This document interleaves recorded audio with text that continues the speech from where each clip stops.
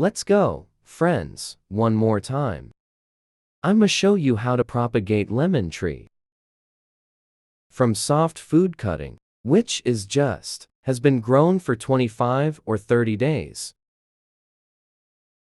At least 25-30 days. It's very easy, which is gonna use aloe vera, fresh. And you guys gonna stick it in there. Cover with the bottle to maintain some humidity in it.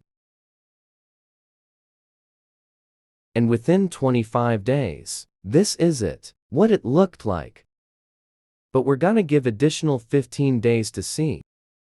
After 40 days of result, here we go. Check this out in just a second. Make sure you guys do too, before you go. Check it out. Now, this is a softwood cutting, freshly growed, which is just recently growing on a branch. For at least 25-30 days or less, right? You can do that.